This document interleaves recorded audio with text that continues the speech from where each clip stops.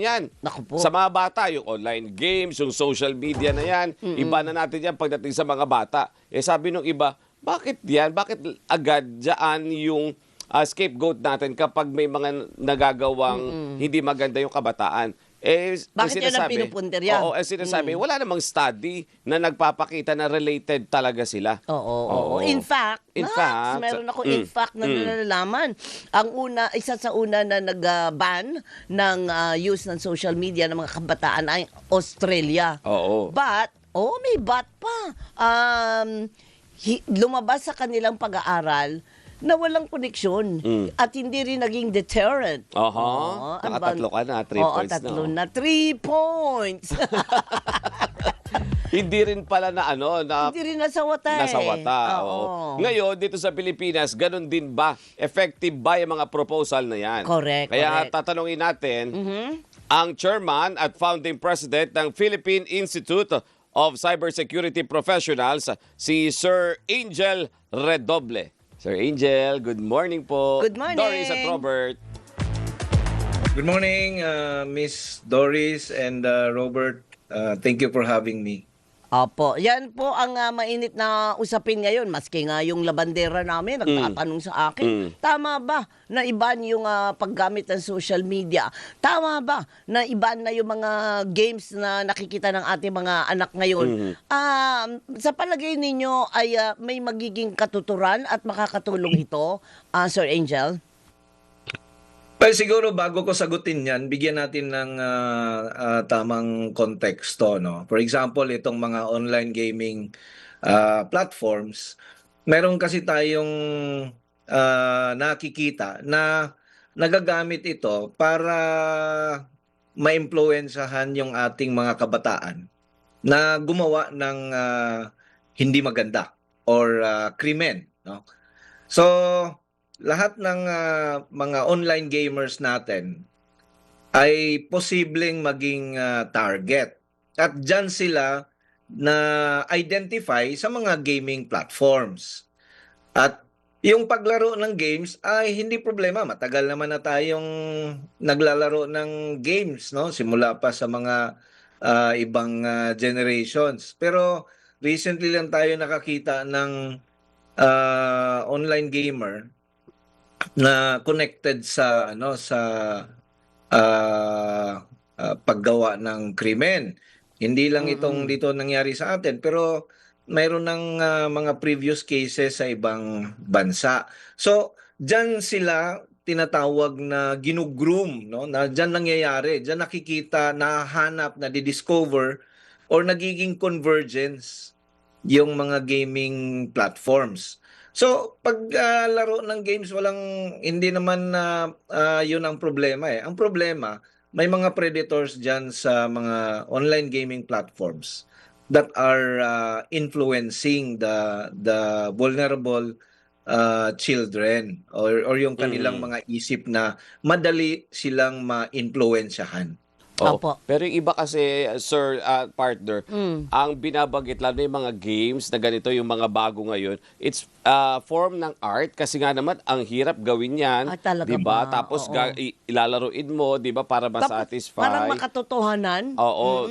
Although ang recommend ng iba, taasan yung restriction sa age. Pero Sir Angel, for the meantime, i-hold lang po namin kayo ng mabilis, sir. May ipapasok lang po kami na report at pagkatapos babalikan po namin kayo agad. Sandali lang po, Sir Angel.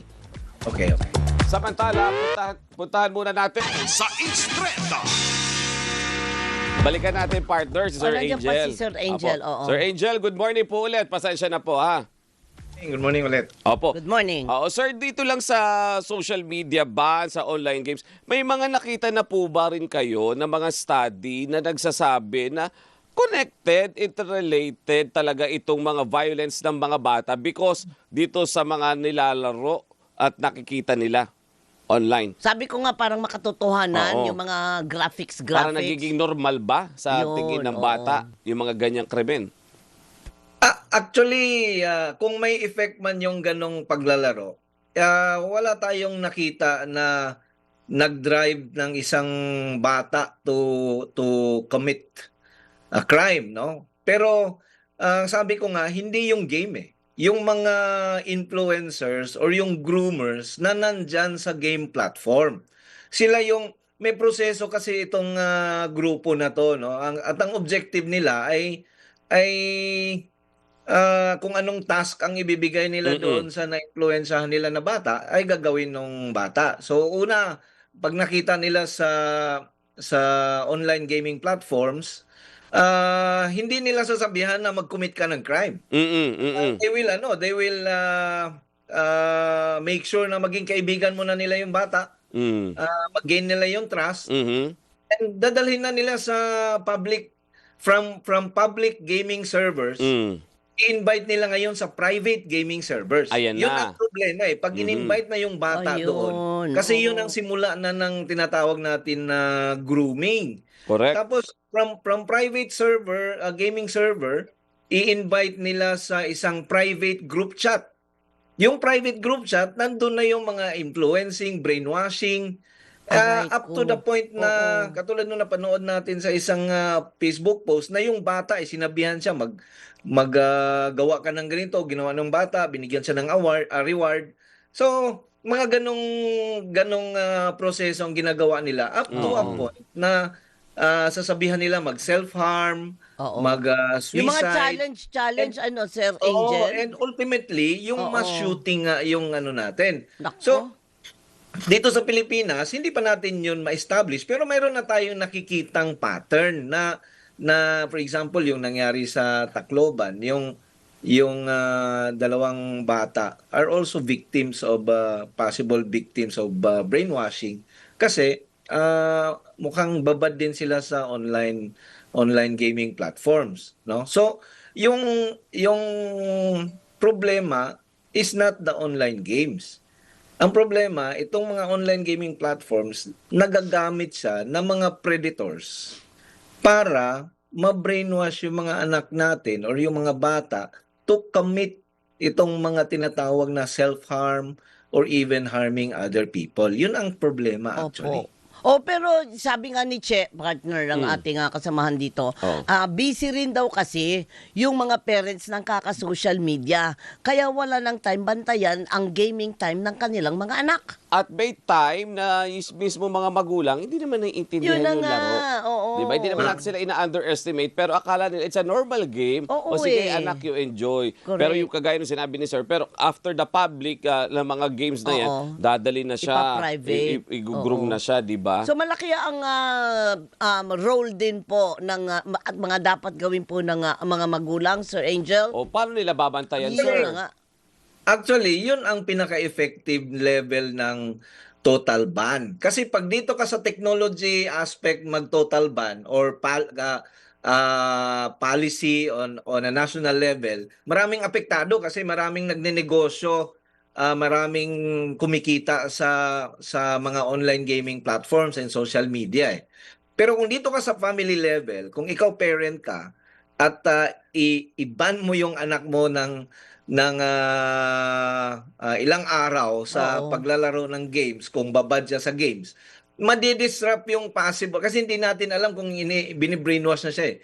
So pagka pinatigil mo muna siya dyan sa laro na yan or in any online gaming platforms, madidisrupt ngayon yung communication, no, between the predators at saka ito mga anak natin. Malaking bagay 'yon. Yun ang malaking role ng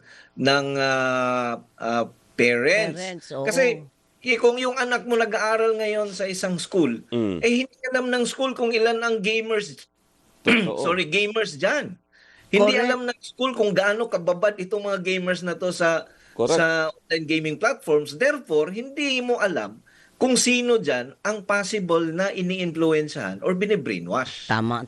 Nako. Sir Angel, mas maganda sana kung ma-explore pa natin ng mas mahaba-haba So, itong magpa-part 2 discussion tayo? natin. O kaya lang, mag-part 2 na lang tayo kasi meron po tayong ipapasok pa ulit na isang report. But, Sir Angel, tama, yung mga pinagsasabi ninyo, dapat umpisahan na natin yan. Bantayan natin mga Bantayan parents. na, Ha? oo. Sir, maraming salamat Thank you po. Thank you po. Thank you. At magandang umaga sa lahat. Yan. Si Sir Angel Redoble, mula ang Chairman and Founding President ng Philippine Institute of Cybersecurity Professionals.